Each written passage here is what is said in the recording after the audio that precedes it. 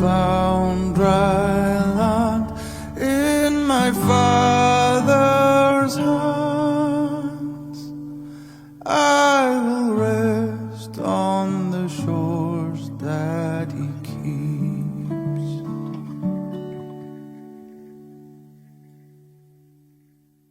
Hello again. We've got to the last day of our week of devotions about Moses and running away. And today he's running away with the oppressed Israelites. And gosh, he really did truly rise to God's command to lead his oppressed people out of Egypt and towards the promised land. But many were the ups and downs along the way, and we'll hear about some of them today. In fact, there are more than enough to fill a future week of devotions. And I would suggest, should anyone feel they'd like to tackle these by going further into the book of Exodus, go for it, why not? But for today, during the night after the final plague, which brought the deaths of the firstborn Pharaoh, well, of the firstborn son of the Pharaoh, Pharaoh told them to go and worship, as Moses had asked, and to take their animals, husbands, wives, children, along with the gold and silver they'd been gifted. And they fled from Ramesses, not far from the Nile Delta, going southeast to Succoth, along the desert road towards the Red Sea. And God guided them by a pillar of cloud during daylight and a pillar of fire at night. And when, after a few days, the Israelites showed no sign of returning to Egypt, Pharaoh made chase with his army of horses, chariots, and charioteers. The Israelites saw them, panicked, and complained to Moses, "We're going to die here. Why did you make us leave? Slavery was much better than to die in this wilderness." Moses assured them that God would rescue them. And let's read what God did next in Exodus 14, verses 19 to 29. Then the angel of God, who had been travelling in front of Israel's army, withdrew and went behind them. The pillar of cloud also moved from in front and stood behind them, coming between the armies of Egypt and Israel. Throughout the night, the cloud brought darkness to the one side and light to the other. So neither went near the other all night long. Then Moses stretched out his hand over the sea, and all that night the Lord drove the sea back with a strong east wind, and turned it into dry land. The waters were divided, and the Israelites went through the sea on dry ground, with a wall of water on their right and on their left. The Egyptians pursued them, and all Pharaoh's horses and chariots and horsemen followed them into the sea. During the last watch of the night, the Lord looked down from the pillar of fire and cloud at the Egyptian army and threw it into confusion. He made the wheels of their chariots come off, so that they had difficulty driving. And the Egyptians said, "Let's get away from the Israelites. The Lord is fighting for them against Egypt." Then the Lord said to Moses, "Stretch out your hand over the sea, so that the waters may flow back over the Egyptians and their chariots and horsemen." Moses stretched out his hand over the sea, and at daybreak the sea went back in its place. The Egyptians were fleeing towards it, and the Lord swept them into the sea. The water flowed back and covered the chariots and horsemen, the entire army of Pharaoh that had followed the Israelites into the sea. Not one of them survived. But the Israelites went through the sea on dry ground, with a wall of water on their right and on their left. And for a while, the people travelled, trusting God. But soon, there was something else for the people to grumble about. And we hear about this in Exodus 15, verses 22 and 24. Then Moses led Israel from the Red Sea, and they went to the desert of Shur. For 3 days they travelled in the desert without finding water. When they came to Marah, they could not drink its water because it was bitter. That is why the place is called Marah. So the people grumbled against Moses, saying, "What are we to drink?" Then Moses cried out to the Lord, and the Lord showed him a piece of wood. He threw it into the water, and the water became sweet. So God provides the problem and the solution. And later they move on, and when they come to Elim, there were 12 springs and 70 palm trees, and they camped there near the water. So they've been saved from the Egyptians. They had water. What do they find to grumble about next? Food. Exodus 16, verses 2 to 5. In the desert, the whole community grumbled against Moses and Aaron. The Israelites said to them, "If only we had died by the Lord's hand in Egypt. There we sat round pots of meat and ate all the food we wanted. But you have brought us out into this desert to starve this entire assembly to death." Then the Lord said to Moses, "I will rain down bread from heaven for you. The people are to go out each day and gather enough for that day. In this way I will test them and see whether they will follow my instructions.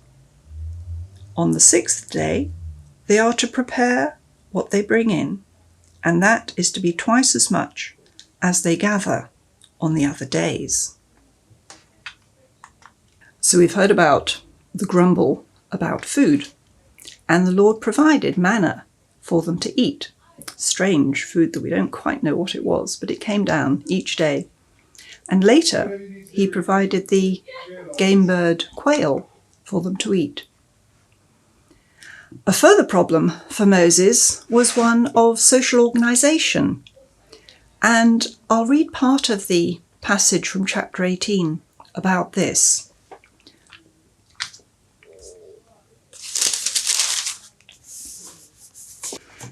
The next day, Moses took his seat to serve as judge for the people, and they stood round him from morning till evening.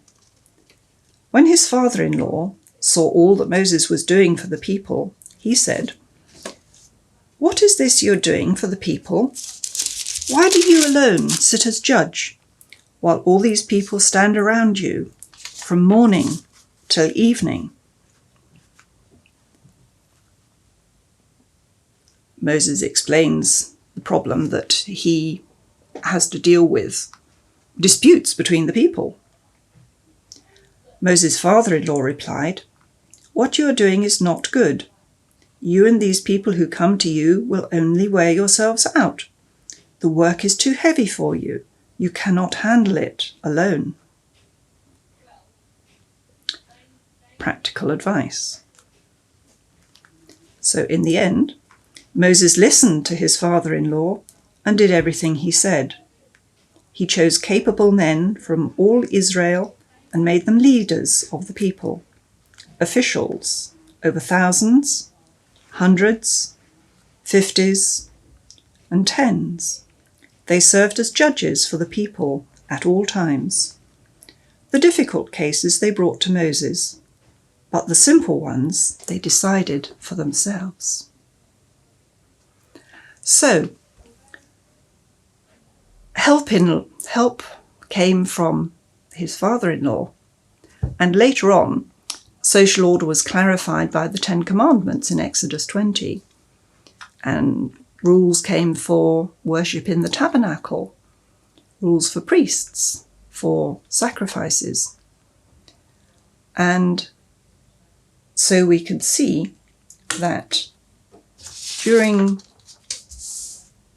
the exodus from Egypt to the new land, various issues and grumbles arose, but each time they were dealt with.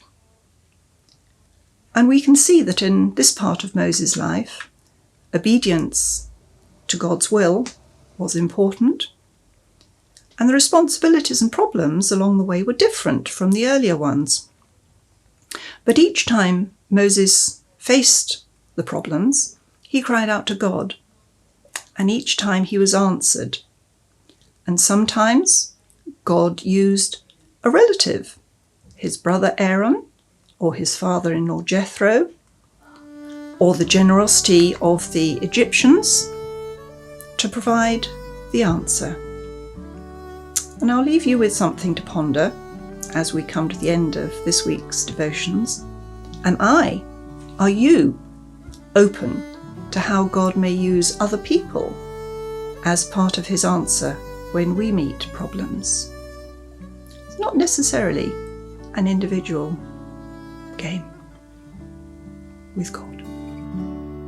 Oh, be still, my soul, though the sorrows toll and the thunders roar all around me.